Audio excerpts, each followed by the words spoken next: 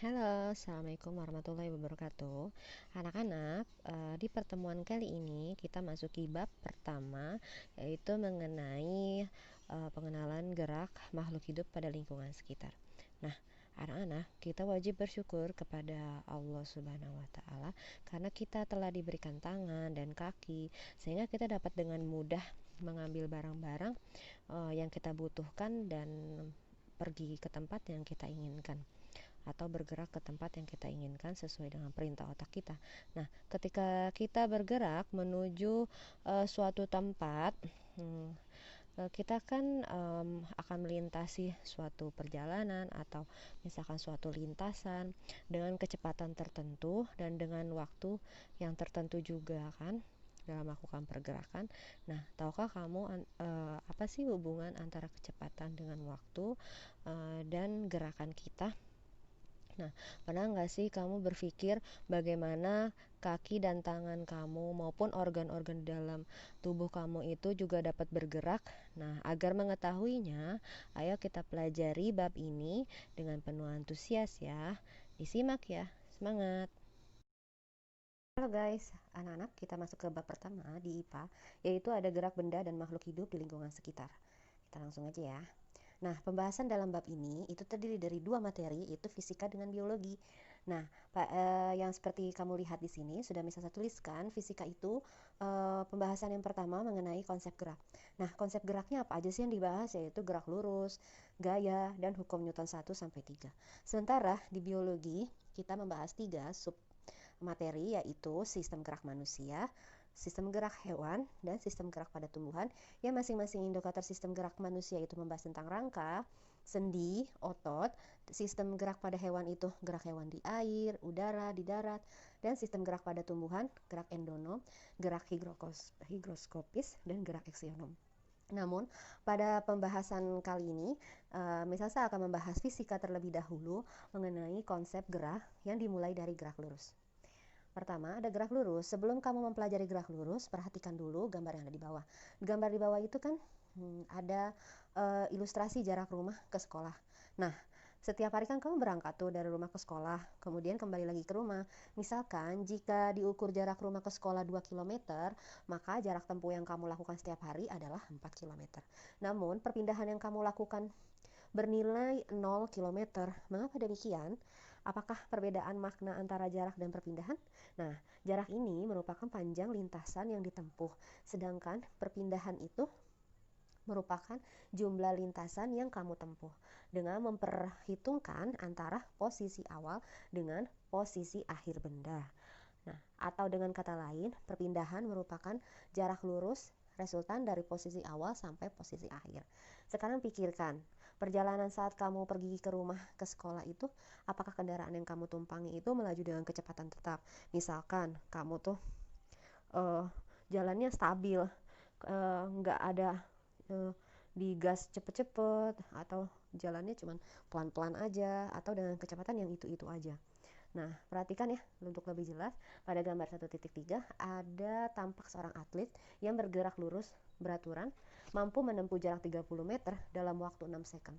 Dengan kata lain, atlet tersebut mampu menempuh jarak 5 meter. Gimana sih caranya? Kok bisa sih dapat 5 meter? Nah, di sini bisa kita simpulkan secara matematikanya. Mencari kelajuan itu rumusnya V sama dengan S per T. Dengan kata lain, kelajuan V sama dengan jarak dibagi dengan waktu. Tadi si atlet itu menempuh jarak 30 meter dan waktunya itu 6 second. Jadi 30 dibagi 6 sama dengan 5 meter. Sudah mengerti sampai sini? Kita lanjutin ya. Nah, ada contoh lain mengenai kelajuan di kendaraan bermotor atau kendaraan mobil yang menggunakan sistem kelajuannya itu diukur oleh speedometer. Kamu pernah lihat motor kan di depannya itu? Nah, terus habis itu di bagian setir yang mobil juga ada. Kalau mama papa kamu lagi nyetir atau kamu lagi ngecek mobil, lihat deh ada speedometer namanya. Ternyata si speedometer ini yang ada di kendaraan tidak mengukur kecepatan, tetapi mengukur kelajuan. Angka yang ditunjukkan pada speedometer selalu kan berubah-ubah, tergantung lah gimana seseorang itu melaju dengan gasnya, Nah, berdasarkan pernyataan tersebut, dapatkah kamu mendefinisikan apa sih yang dimaksud dengan kelajuan sesaat? Dapatkah kamu menentukan kelajuan sesaat pada mobil pada saat 2 second, 4 second, dan 8 second? Pada mobil tertentu biasanya juga dilengkapi oleh alat GPS loh, atau yang disebut Global Positioning System, untuk menginformasikan posisi, kecepatan arah, dan waktu secara akurat. Coba kita lihat ya.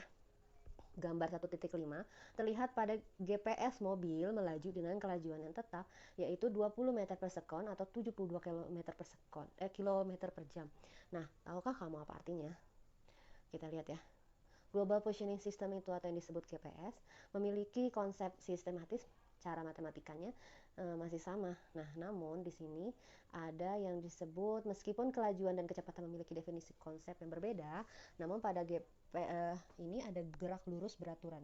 Besar kecepatannya dan kelajuannya memiliki nilai, simbol V, serta satuan yang sama, yaitu meter per sekon. Jika kelajuan mengukur jarak tempuh, maka kecepatannya mengukur perpindahan. Nah, makanya di sini ada perubahan. Dikasih itu tanda delta yang berbentuk segitiga, delta S. Dengan delta adalah perubahan atau selisih gerak benda tiap satuan waktu. Jadinya, kalau mobil itu tersebut dipakein GPS, secara sistematis berubah rumusnya, yaitu V sama dengan delta S per T. Karena balik lagi ya, apa? Di situ ada kelajuan mengukur jarak tempuh. Sekarang kita lihat di sini ada soal lengkapi double bubble map yang tentang perbedaan antara kelajuan dengan kecepatan berikut.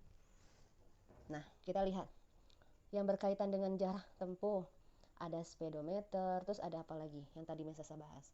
Nah, kelajuan itu satuannya tadi ada meter per sekon. Terus berkaitan dengan gerak, yaitu kecepatan, dan ada rumusnya, apa aja kamu isi. Nah, kamu lihat ya. Terus setelah kamu isi double bubble map itu, nah kamu perhatiin tabel di bawah ini, waktu dan jarak tempuh. Waktunya misalkan 0, jaraknya 0, berarti berapa tuh kelajuannya. Kalau waktunya 1, jaraknya 2, itu berapa? Ingat, rumus kelajuan itu kalau tanpa GPS ya, kita menggunakan rumus sistematis, yaitu V sama dengan S per T. Dengan kata lain, jarak dibagi waktu. Nah, di sini coba gunakan rumus kelajuan dan percepatan untuk menghitung kelajuan sepeda motor second ke-2, ke-4, ke-5, percepatan yang dialami sepeda, kesimpulan apakah yang diperoleh dari gerak sepeda tersebut? Sudah ada bayangan belum? Yang bisa saya bilang? Pasti udah dong. Nah, kalau kamu ingat rumusnya lagi, sebelum kita menghitung, bayangin dulu. V sama dengan S per T. Atau jarak dibagi waktu. Misalkan aja, kalau jaraknya 2, terus abis itu waktunya 1, ketemu dong jawabannya berapa? Iya, benar. 2 dibagi 1 sama dengan 2. Coba ya, kita lihat pembahasannya. Di double bubble map tentang perbedaan antara kelajuan dengan kecepatan, kita berkaitan dengan jarak tempuh ya. Tadi rumusnya F sama dengan S per T. Ada speedometer. Nah, kelanjutannya itu, contohnya itu tadi apa aja? Ada motor, ada mobil. Nah, kelanjutannya itu satuannya meter per sekon, berkaitan dengan gerak, yaitu kecepatan, berkaitan dengan perpindahan, yaitu V, karena ada perubahan, tadi perubahan jarak, menjadi delta S per T, yaitu GPS. Tadi contohnya bendanya adalah mobil atau handphone Android atau handphone yang sudah pintar pada zaman sekarang. Double bubble map ini tentang perbedaan antara kelajuan dan kecepatan. Tadi yang bisa saya bilang kan benar, yaitu V sama dengan S per T sama dengan 4. Nah, anak-anak bisa lihat di situ. Jadi, kesimpulannya apa? Terdapat perbedaan antara kelajuan dan kecepatan. Nah, kelajuan ini berkaitan dengan jarak tempuh, kecepatan berkaitan dengan perpindahan. Nah, kelajuan dapat diukur dengan speedometer, sedangkan kecepatan menggunakan GPS. Sepeda tersebut melaju dengan kecepatan konstan dan tidak mengalami percepatan. Nah, sekarang kerjain ya latihan soalnya, pasti kamu bisa. Gunakan rumus V sama dengan S per T.